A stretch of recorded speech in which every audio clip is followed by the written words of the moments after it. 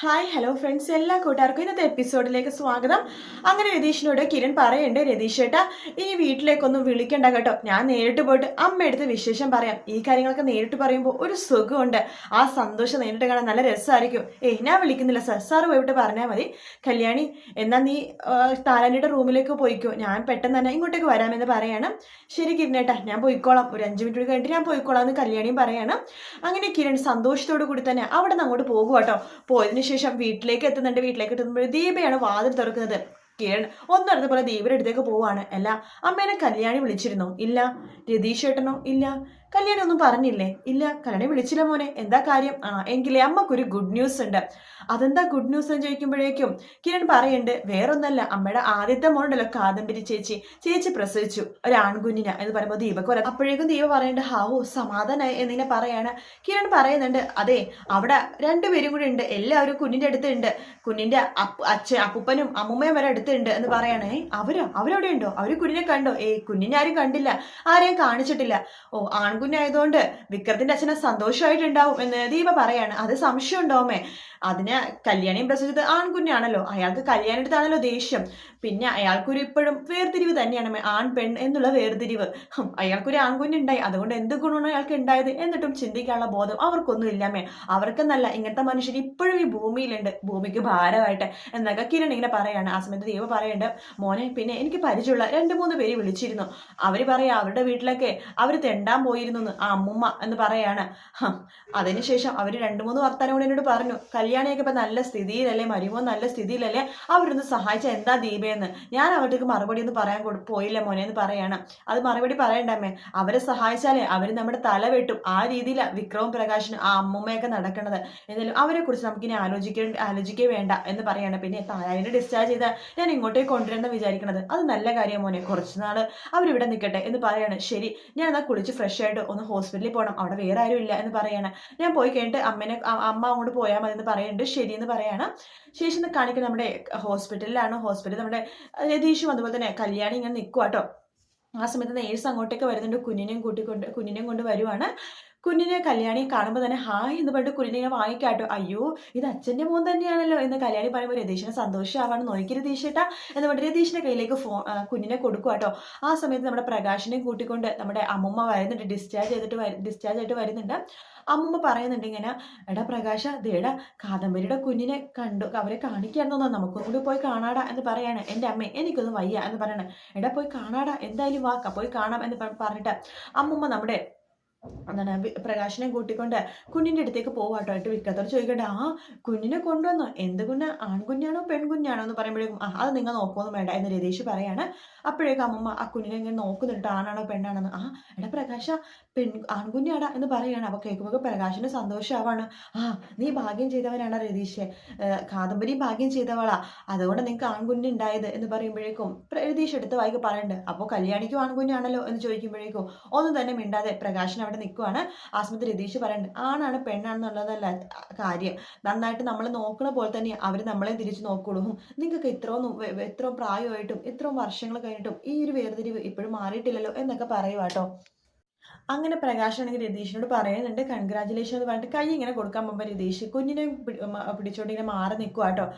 എന്തെങ്കിലും ആവട്ടെ, ശരി എന്നാ ഞങ്ങളെന്നാ പോയിട്ട് വരാം എന്ന് പറയണം. ആ സമയത്ത് അമ്മ പറയണ്ട, അല്ലടാ രതീഷ ഇനിയിപ്പോൾ കാദംബരി പ്രസവിച്ച് കിടക്കല്ലേ, അവളെയും കുഞ്ഞെ നോക്കാനൊക്കെ ഒരാളെ വേണ്ടേ, ഞങ്ങൾ വേണമെങ്കിൽ വീട്ടിൽ വന്ന് നിൽക്കാട്ടോ എന്ന് പറയുമ്പോൾ രതീഷ് പറഞ്ഞു, അതിൻ്റെ ആവശ്യമൊന്നും ഇല്ല എന്ന് പറയാണ്.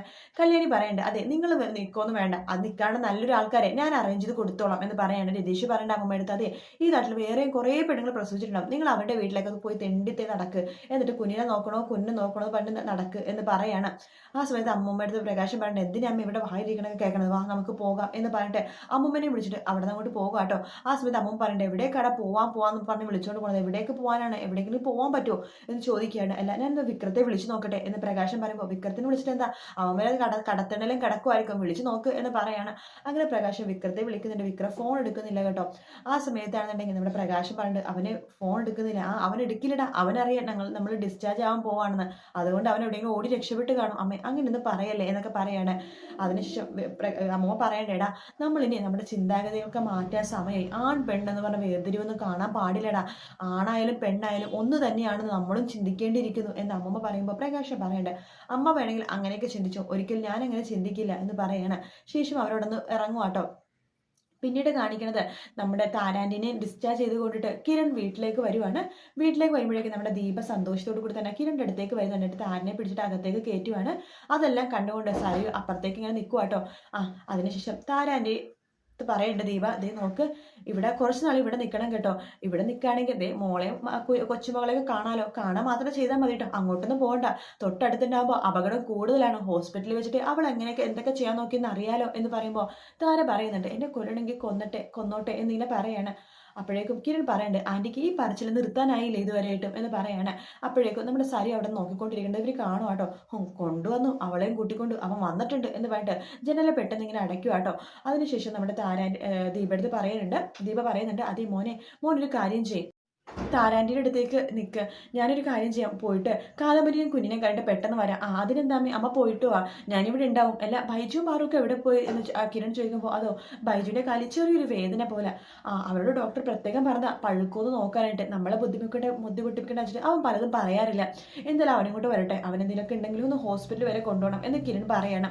എങ്കിലും ശരി, അവിടെ കല്യാണിയൊക്കെ ഉണ്ട്, അമ്മ ഒരു കാര്യം ചെയ്യും, കല്യാണി അവിടെ നിന്നോളും, അമ്മ പോയിട്ട് കുഞ്ഞിനെ കണ്ടിട്ട് ഒന്ന് വരണം കേട്ടോ, ഇവിടെ കല്ലുമോനെ നോക്കാനും കൂടി ഉണ്ടല്ലോ. ശരി മോനെ, ഞാൻ പോയിട്ട് പെട്ടെന്ന് വരാം എന്ന് പറയാണ്.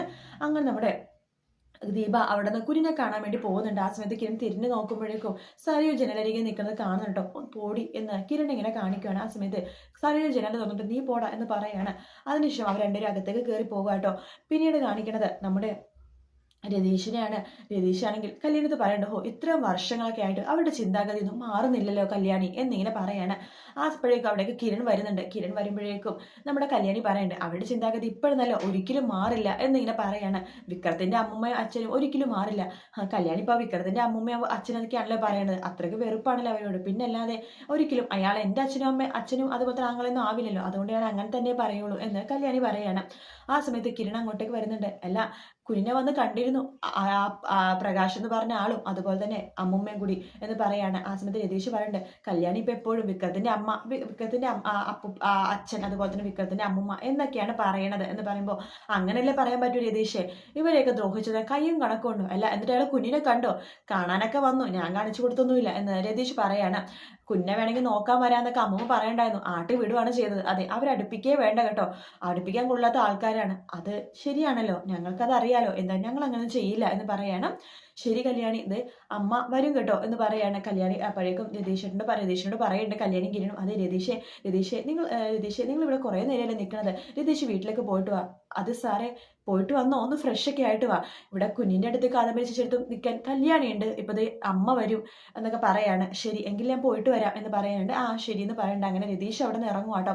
രതീഷ് നേരെ വീട്ടിലേക്ക് പോകണം. വീടൊക്കെ അടച്ചു പൂട്ടിയിട്ടിരിക്കുകയാണ്. രതീഷ് ബൈക്കൊന്ന് സൈഡിലേക്ക് വെച്ചതിന് ശേഷം താക്കോൽ എടുക്കാൻ വേണ്ടി ജനൽ തുറന്നിട്ട് ജനലിന്റെ സൈഡിലാണ് താക്കോൽ വെച്ചിരിക്കുന്നത്. ജനൽ തുറന്നിട്ട് താക്കോൽ ഇങ്ങനെ തട്ടുമ്പോഴേക്കും അവിടെ താക്കോൽ കാണുന്നില്ല കേട്ടോ.